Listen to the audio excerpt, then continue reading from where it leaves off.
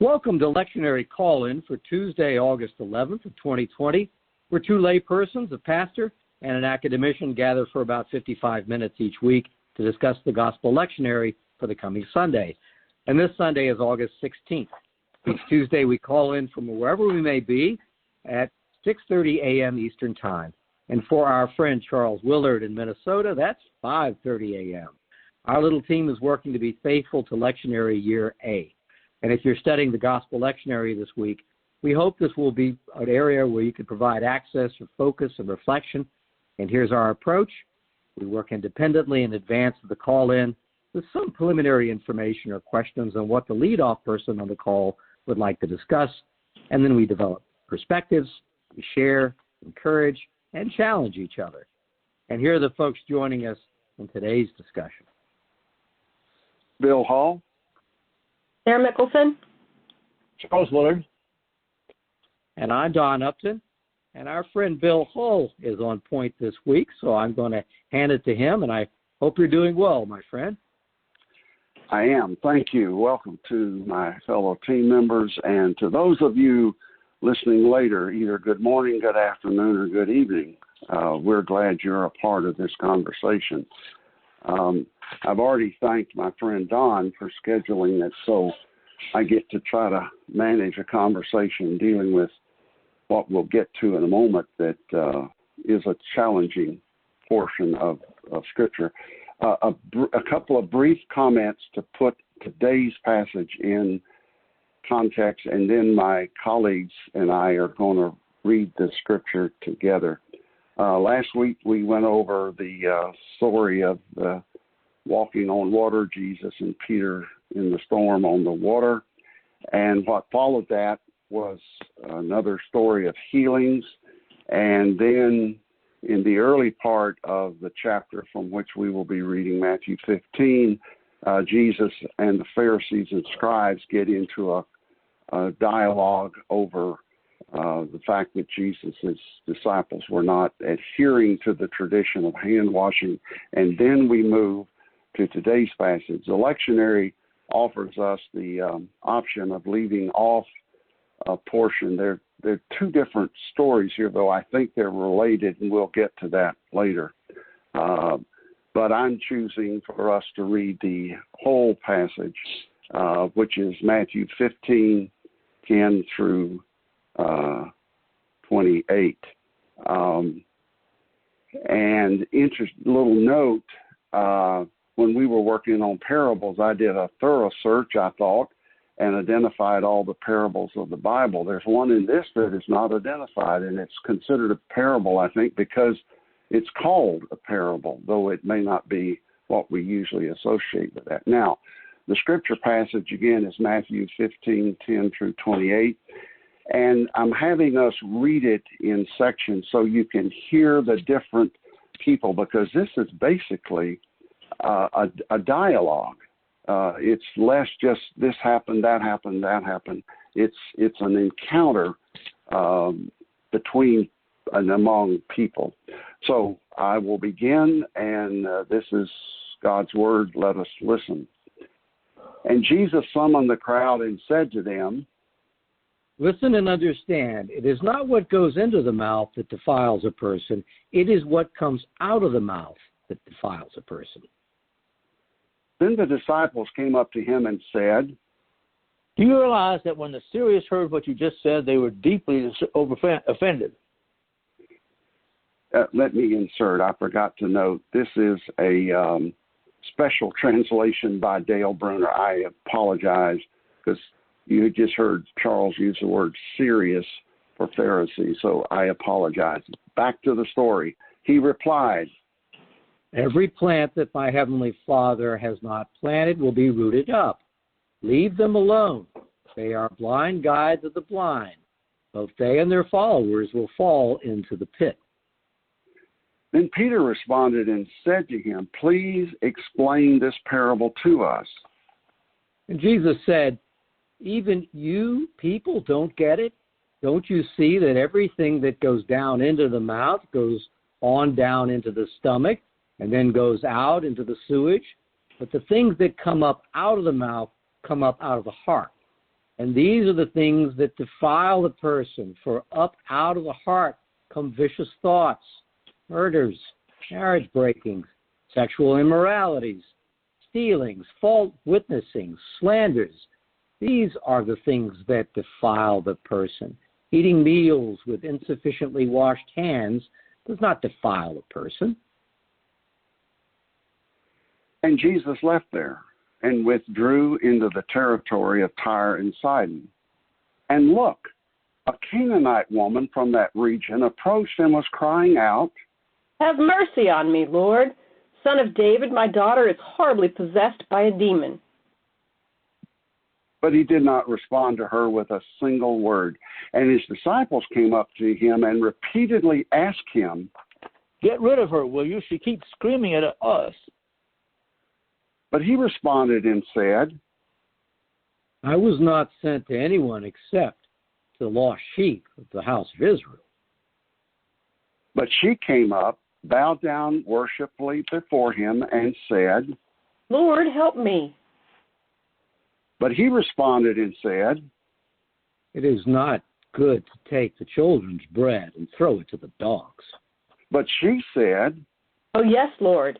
Yet even the house dogs get to eat the scraps that fall from their master's table.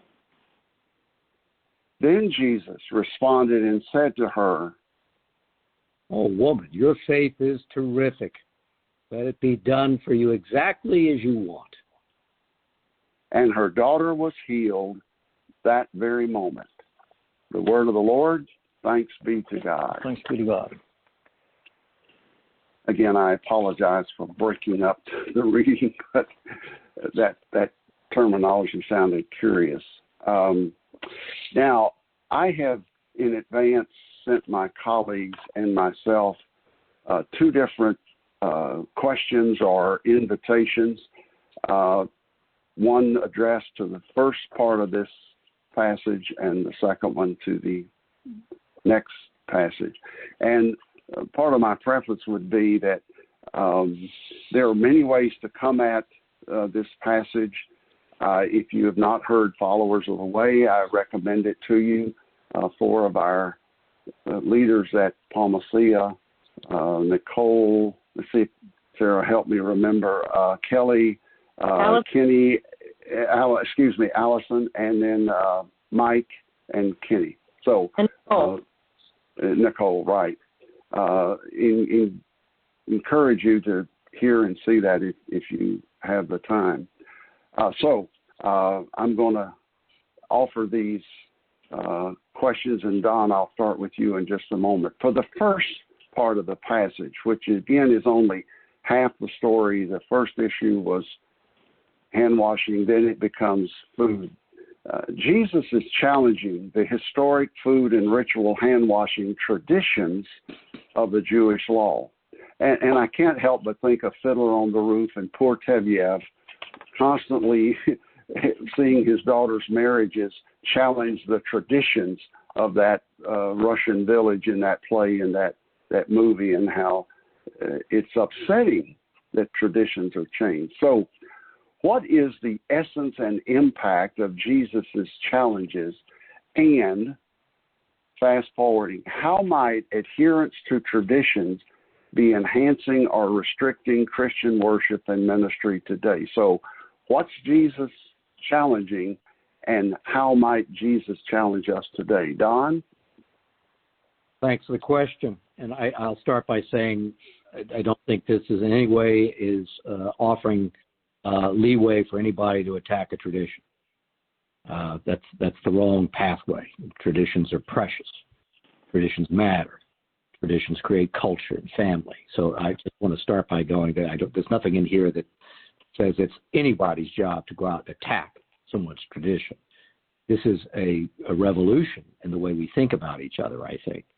And as I was going through my notes, and for those folks that are studying this and going through commentaries, sermons, podcasts, homilies, this piece, I think, may be intertwined with the events of 3 years ago for a long time. If you're new to the lectionary cycle, it's every 3 years, A, B, C. We're in cycle A. And at this time of the year, we're going to come to this Matthew passage every 3 years.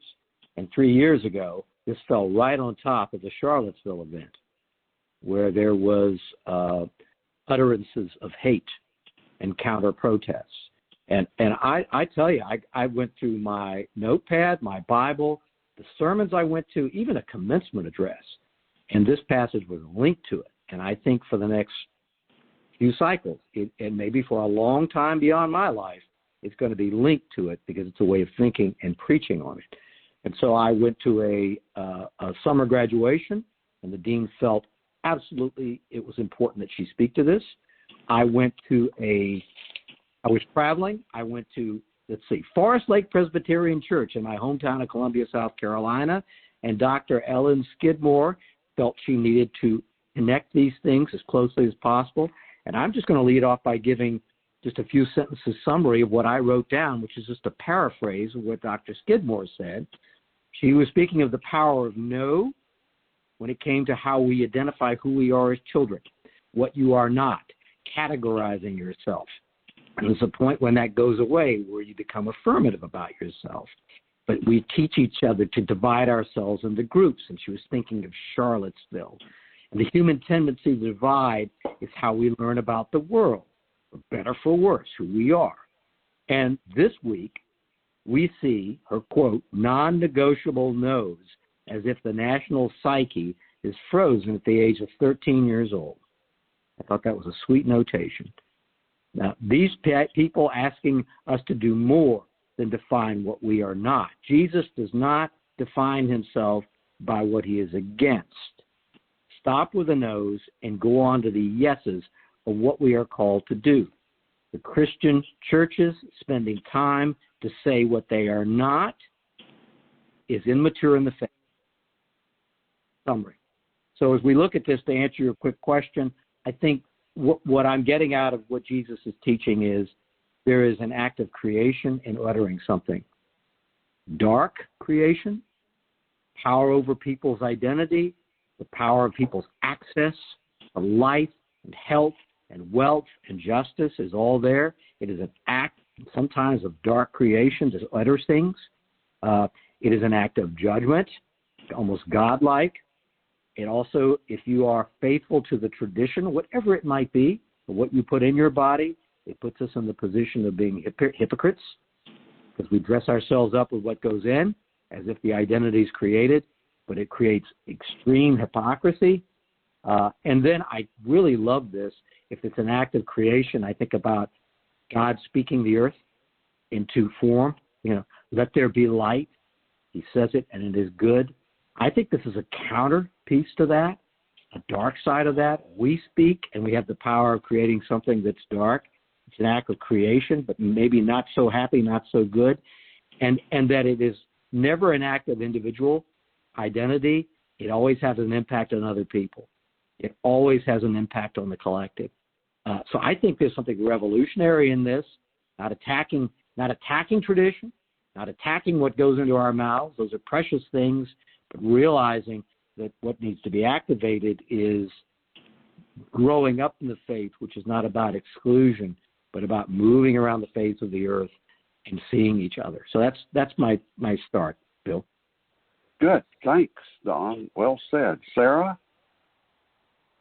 I was reminded of this phrase that whenever we draw a line in the sand, it's all to segregate ourselves or to separate ourselves from the other. Jesus is almost always on the other side. And so for me, I think the disciples and Jesus are walking in the borderlands. They're having a conversation about boundaries and borders and what humanity has used to segregate or to categorize or to organize themselves into cultural communities.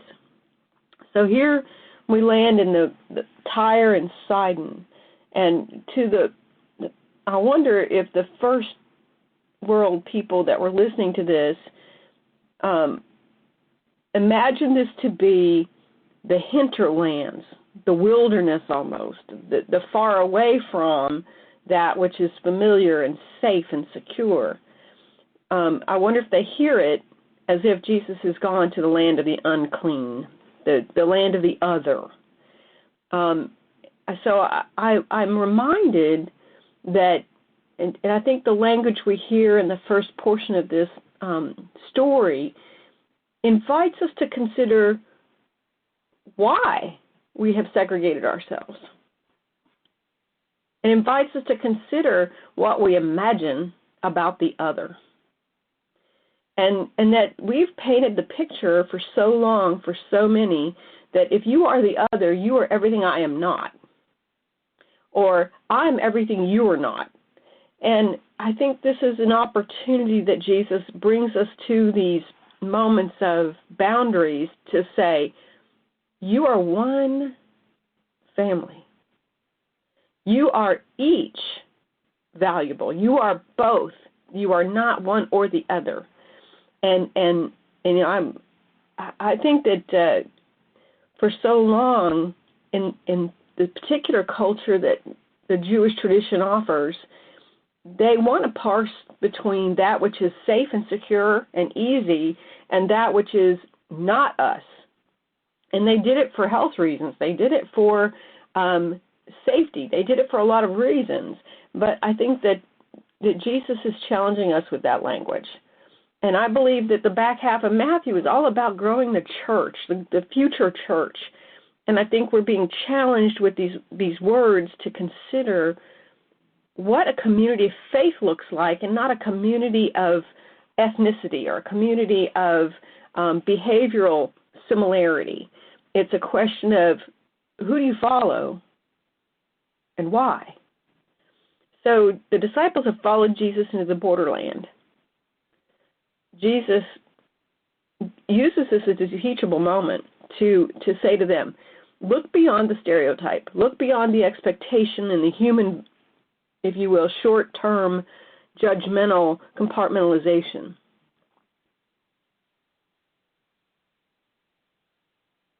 Okay, thank you, Sarah. Don, I liked your emphasis that this isn't throwing out all tradition, which leads me to what I think is the essence of this portion, is the issue of discernment.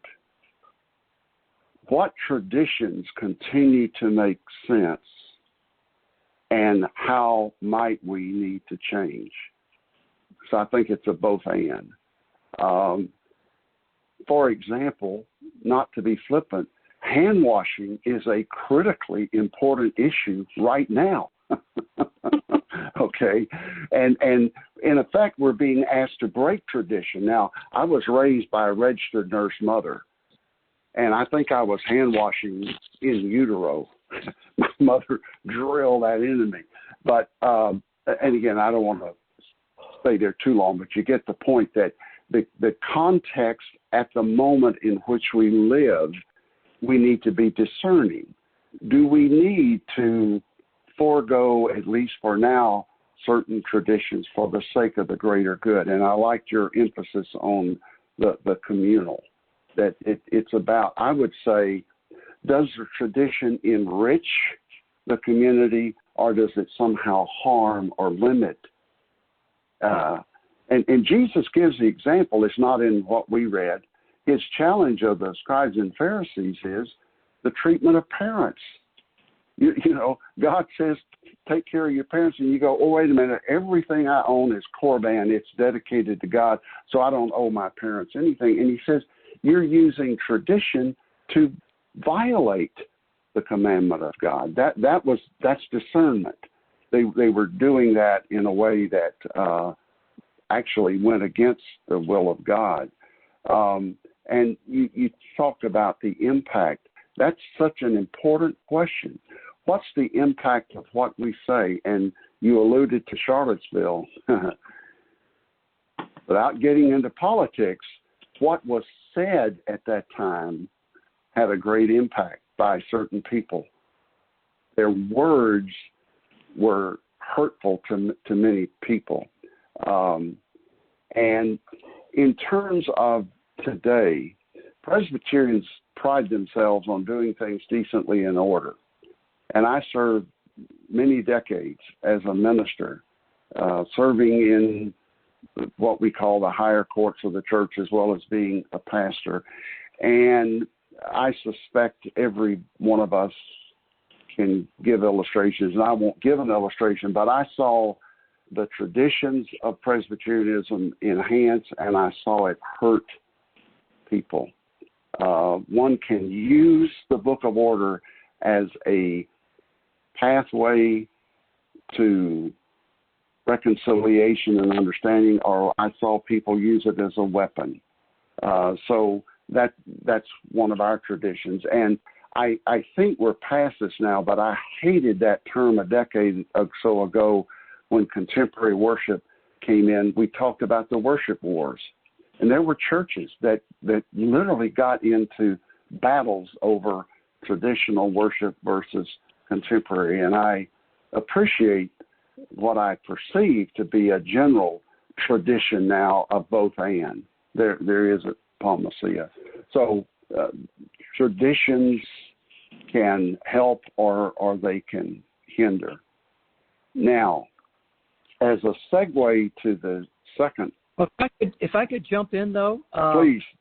Oh, I think this would be a good time where just to check with Charles to see how we seat this in the first century. And I think this is a good order that we've kind of laid out, Charles, our personal take on this, which has been varied. And if you could take us back to, well, what would they have heard in the first century? What cautions would you have for us as we try to interpret in this specific book? Thank you, Don.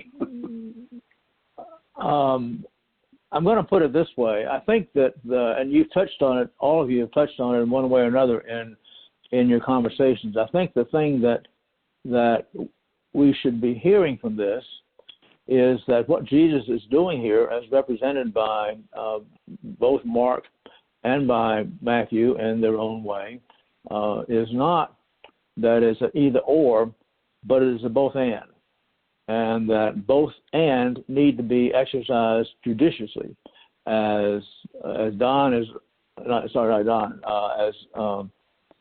as Bill has pointed out. The washing of hands, which is, it would say, well, that Jesus was discarding that. He wasn't. He was simply adding to it the recognition that it is both and, not an either or. And at the same time, we have to recognize that some of the things that tradition carries along need to be looked at more closely. For example, the kind of close togetherness that was also part of the Christian community is not something that works today. So it's a process by which we need to continue to look at it. But I think Jesus, or one takeaway from this conversation, one takeaway from this juxtaposition of a text and an interpretation of the text, and then a further interpretation of the text, is that the addition needs to recognize that it is not just what we do, but also what we say, the way we behave, the way we interact with, the way we look upon others. And these need to be looked at carefully. Thank you. I'll add an illustration.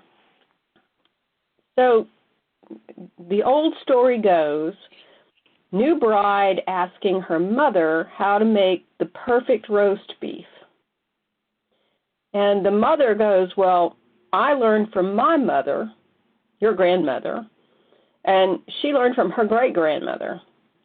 And so the story goes like this. You take your roast, you cut off both ends, and you put it in the pan, and you cover it with your seasoning, and you cook it for this amount of time, and you bring it out, and you rest it, and then you cut it. And the young bride goes, why do you cut off the ends? She goes, I don't know. That's what my mother did. Tradition. And so she goes to her grandmother, and she goes, Gram, why do you cut off both ends of the roast beef? And she goes, oh, so it'll fit in the pan. And so it had nothing to do with tradition. It had more to do with the size of the pan being used at the time. So the story goes, before you follow tradition, understand the source of it. Understand the reason and purpose for it. And ask yourself, does it still apply? Do you have a bigger pan? Maybe. Well, then use the bigger pan and don't cut off the ends. Good. Thank you. And Don, I thank you because maybe I'm the only one who saw the humor in this. Our tradition is that after the scripture reading, I would go to Charles. And in my anxiety, I forgot to do that. But I think breaking tradition was helpful. So I do apologize for falling down on the job. But it illustrates you can break tradition and things are still okay.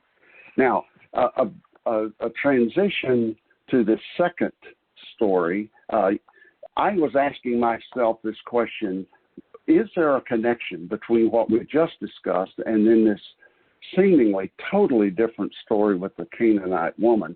And Nicole asked that yesterday on Followers Away. Here's what came to me. At least one possible connection is that in the first story, Jesus, as a Jewish person, is in conflict with fellow Jewish spiritual leaders. It's sort of like colleagues are debating over hand washing and dietary restrictions. In the second story, Jesus, as a Jewish religious teacher, is in conflict with a Gentile, a Canaanite, no less. And I think it illustrates, and we'll get into how we interpret it, it illustrates Jesus' own struggle with traditions and how to apply them, especially that's not only the woman is non-Jewish, she is a woman. So this whole issue of traditions between males and females. And there's a further distinction that I'll say for a moment. Now, I want to lead into this this way. The story of Jesus' conversation with this Canaanite woman is very difficult for us today, given our sensitivities appropriately over the treatment of women. We are still a work in progress in dealing with equality in terms of gender.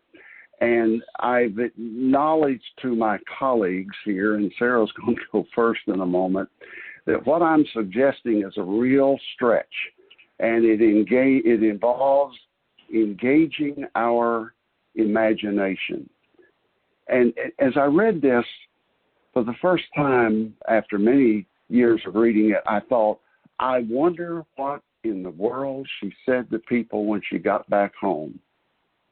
And so I've asked my colleagues, if they will, in their own way, to imagine what she might have said. Now, I've written out something. I'm not all that comfortable with it, and I'll read it in due order.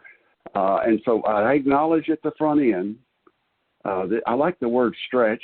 It allows us to venture out there a bit. So I look forward to what was triggered in your mind. Sarah, would you begin, please? Well, I suspect that she doesn't really know whether her daughter's healed or not. So I think the first thing that happens is she goes home and she goes to her daughter.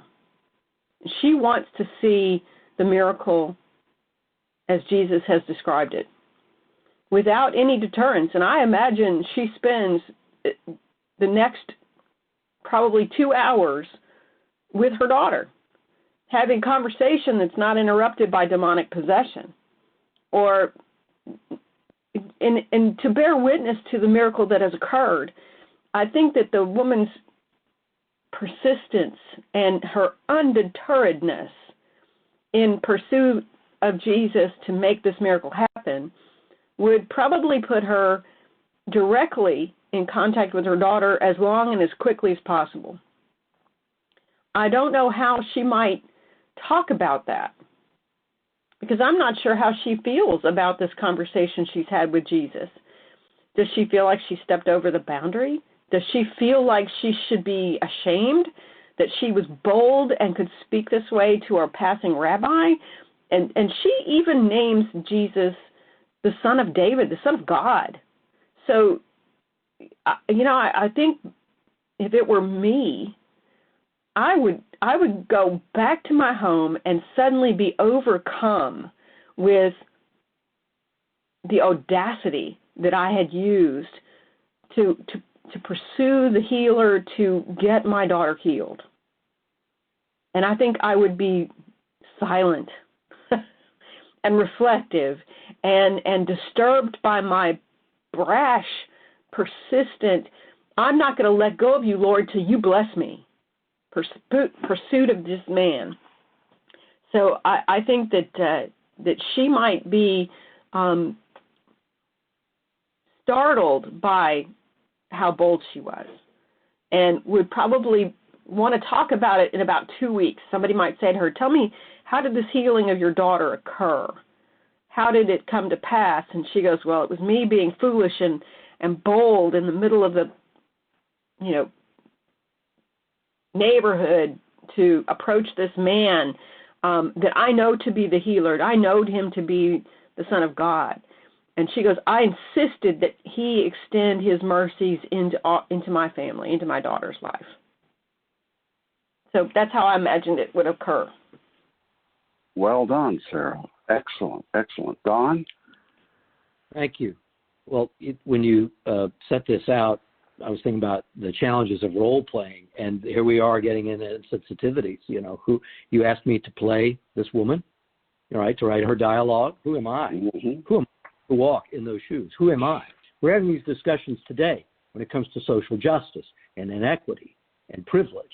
Who am I? Who am I? We all ask each other. But it's really about, I think, where you're talking about, Bill, the call for discernment. We need to talk to each other. So I want to say, I'm going to go there, but I'm doing it in terms of dialogue, that we help each other. And if you deal with understanding, diversity, breakthrough thinking, even in corporations, role-playing and storytelling matters.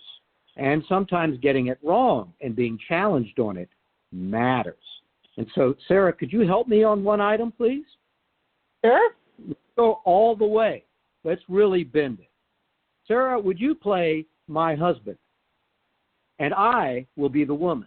And all I'm asking you to do, Sara, is just ask me to kick it off. What happened? And then right in the middle, I'm going to say something like, well, do you know what he said? And you can go, what did he say? But I'll prompt you. So we'll just kick off with what happened. So I'm going to play the woman. So you're going, well, who do I think I am? Well, we'll see. And Sara will play my husband. Okay? So go ahead, Sara. There's a lot of talk in the community. What did you do today? What happened? I went to see Jesus. Your daughter is better. Did you see her? She doesn't even look the same. You know who I'm talking about. It's Jesus. And he was with his people and a lot of other people from near here, but I didn't recognize them, but they were from here. And when I had a chance to be heard and seen, I let into him, and at first he heard me. I know he did, and he ignored me, and he'd move on, and I'd go to one side or the other, and I'd get close to him again, and I'd let into him again, and to restore your daughter and to heal my children's sister now. And I know he could hear because people were with him, those men, and they'd stare at me. They'd hear me, they'd stare at me, and they'd wave me off, and he kept moving on, and their faces got angry. And that just made me angry, and I let into him again, and they kept looking at me like that. I knew he could hear me. He just was getting on with his business, and I did it. I did it. And now it's done because I got him through another path. I knew where we were, and I went around. I knew there was a path, and I got right there, and the angry faces were trying to make him move on again, and I knelt to him. I knelt to him, and he's healing people, and it's like the Creator is at work, and he's touching people with his hands, and people are getting better. And I've seen it, I tell you, and he moves on from me. He's doing all this, and he's moving on from me. That's why I let into him. So I knelt to him, and he knows exactly what I want. You know, I'm telling you, he knows what I want, and he knows who she is, and that's my point. He knew all along, and he wasn't doing anything, and I know he knows, and I know he knows I don't have any questions. And so, do you know what he said to me when I'm kneeling in front of him? No, what did he say? He calls me a bitch, and then the people around, even some of the people from my own community, they're laughing. And I say something like, what difference does it make? You know, you're out here, there's plenty of healing to go around with everybody. I'm looking around here at all these scoundrels, and I'm telling you, I know you know, and I know you know me, and I know you know her, and there's plenty to go around. So I was going to let into him again. But he healed her. And by the way, that bread you're eating right now, your daughter cooked that bread. Have you seen her? And he knew I knew all along. That's my take, Bill. Wow. You illustrated powerfully something Allison said yesterday on the Followers of the Way. She sees this as improv. And my memory is she believes that Jesus learned from this, that Jesus changed. I tell you what, Don, after that powerful one, mine seems in my mind to pale, but I will read what I put down, my imagination. She's back home. I don't know how to understand what just happened to me. I'd heard that Jesus was a special person and rabbi, teaching with wisdom, acting with courage, healing people, even those who were not Jewish.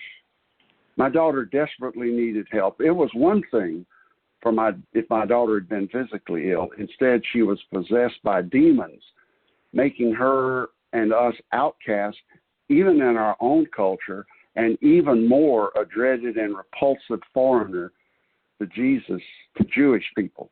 But being a mother, my daughter's distress meant that I also was greatly troubled and determined to find help for her, even if it meant approaching a strange man, and Jewish besides, to ask him to help.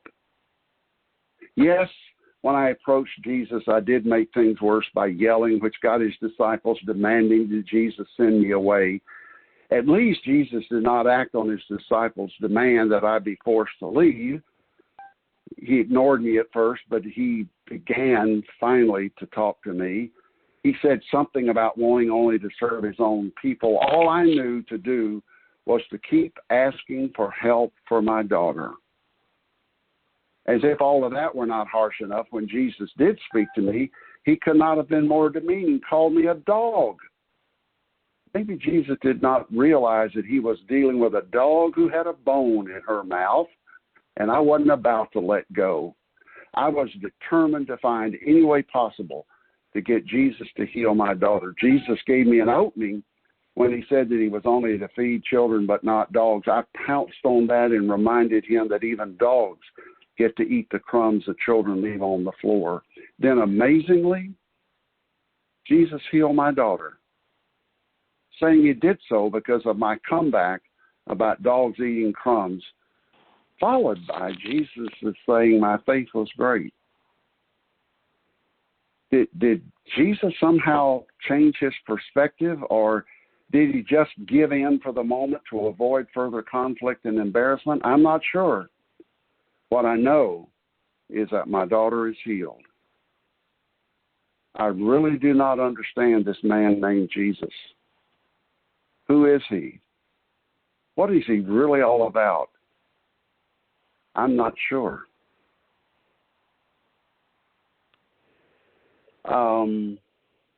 One other comment, and then we'll move on. Thank you for engaging with me in that.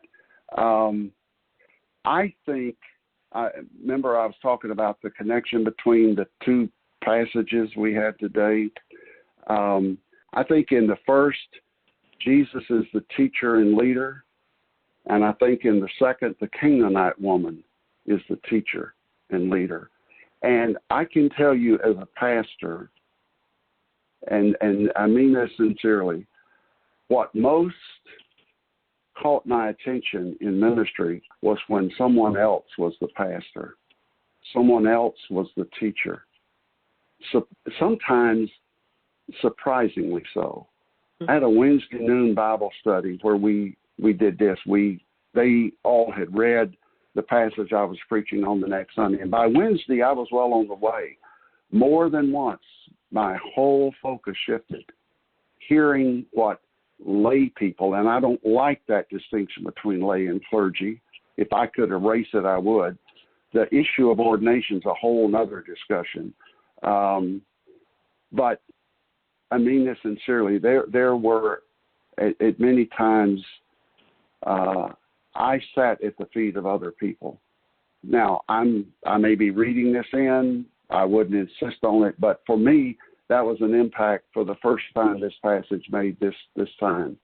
That even Jesus needed to be taught. And who taught him? A foreign female at a time when the culture did not permit that.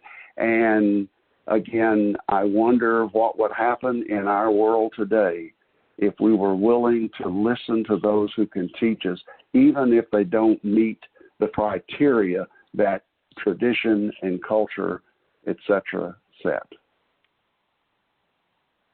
Don, I'll hand it back to you, brother. Well, thank you. You know, Charles, you've been listening to our takes on this, and we've really gotten out there thanks to our lead off and what he asked us to do. I'm curious if what your thoughts are on our approach to this, and then we'll do a quick roundtable so say goodbye. But Charles, I'm really curious what we've been doing today. Well, I don't object to the let our imagination go where it will. Although in my case, I would be somewhat narrower in trying to identify a takeaway, and the takeaway is that the woman is an example of someone whose conviction is superior to and is more powerful than all of the norms into which she had been born and raised and grown up.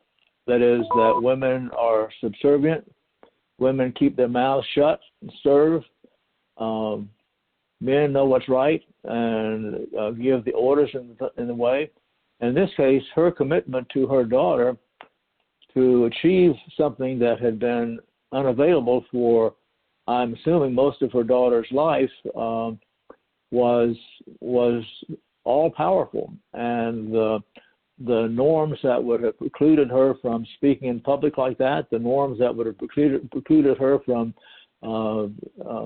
interacting with a foreigner in the way that she did, the disrespect that it appeared that she was showing, all were subservient to her intention to achieve what was healthy and good for her daughter through somebody who could provide that. And I don't think we have any way of getting in the side of Jesus' head and trying to figure out what he thought. You know, how did he take this? What did he think about that? All we have are the words that are reported, but the actions are the ones that are lasting, and the actions are that he healed the young girl, and that he healed it, and that he brought that about. And I think to assume that based upon that the mother is going to behave in the following ways, or her husband's going to behave in the following way. It's just, we can't do that. All we have is what was reported, which was her persistence and Jesus' response to that persistence, which he does in other places. I mean, people say, help me do this, and Jesus reaches out. May not reach out in the way that they had anticipated, but he reaches out and addresses their concern. That's exactly what happened here. That's the takeaway, I think. Jesus addresses people's concerns. All kinds of people. Thanks. And we'll just do just a quick check-in for about 2 minutes before we say goodbye. But I was thinking, Sara, that this woman just also sounds like every person. And it's almost right out of the Psalms. Since the first half builds about what comes out of the mouth, let's look at what comes out of her mouth, which sounds like the Psalm. How long, O Lord? How long? How about now? How about now? I mean, talk about a common utterance that we can all embrace. She sounds like everybody. And what she pleads for is not herself, but someone that is beloved to her. Mm-hmm. How long, O Lord? How about now? And Jesus keeps moving and ignoring her. And also what leads into this is the story of plenty, where there's just a few fish and a few loaves of bread, but everybody gets to stay and there's enough for everybody. And I think in my heart she sees the plentiness of the healing that's going on. And she goes, how long? How about now? Sara, anything to close with? I was reminded of the persistent widow who pursues the judge for justice. I was reminded of Jacob wrestling all night with the angel of the Lord or with the Lord himself, and I'm not going to let you go until you bless me. And I thought about that in contrast with Peter and his stepping out of the boat, and then a moment of doubt as he sinks into the water. And I really liked Allison Kelly's perspective yesterday on Followers of the Way when she said, this woman would not have sunk in the water. She was going after Jesus. She would have gotten to Jesus, walking on the water going, you will hear me. You will heal my daughter. And, you know, I think about those women around me and those men around me who have children who may or may not speak until compelled, till the pressure of the child being in need pushes them to become persistent and loud and direct. And I'm thinking of all those mothers who've buried children because of violence. And I'm thinking about those mothers whose children are in jail in borderlands that we know about. You know, I think of these families who scream for justice, and I think it tugs at our ears in this story to give heed to that. Thanks. Bill Hull, anything to close? Yeah, just quickly. I was going to make that point about persistence, but my colleagues has made it. It's, you know, there's a thing, be careful what you pray for, you may get it. Well, it's be careful, Jesus, what you teach. Somebody may use it against you. So here's a woman, whether she ever heard that parable of the woman and the judge, Sara, she knew to be persistent. The other thing quickly is suggested by Frederick Dale Bruner in his commentary on this. He takes us back to Matthew 12, where Jesus talks about what comes out of our mouths is either good or evil. And he says, I tell you, on the day of judgment, you will have to give an account for every careless word you utter. For by your words you will be justified, and by your words you will be condemned. So one could understand that Jesus uses words hurtfully here. I think he does. Why is debatable. But here again, Jesus taught your words either heal or wound. And here Jesus is reminded by this Canaanite woman of what he had taught about being mindful of our speech, and that what comes from within us is what is ultimately most important. And I'm focusing on and mulling that sense that Jesus, I I feel more identity with Jesus because I have been humbled and taught at times something I stood in the pulpit and preached and then didn't act on myself. That's a real gift when someone, as it were, challenges us to be what we claim to be or what we advocate that people be. Thank you. Thank you. And for folks listening in, Palmacia Presbyterian Church is at 3501 West San Jose Street. That's in Tampa, Florida. And for more information, you can go to palmacia.org. That's PALMACEI.org. And at that site, you can find many resources if you're especially engaging during the pandemic. There's other discussions of the same scripture. There are sermons, there are discussion groups. There's great music, so we commend that site to you for future learning and engagement. And you're always welcome, and we'll see you next time.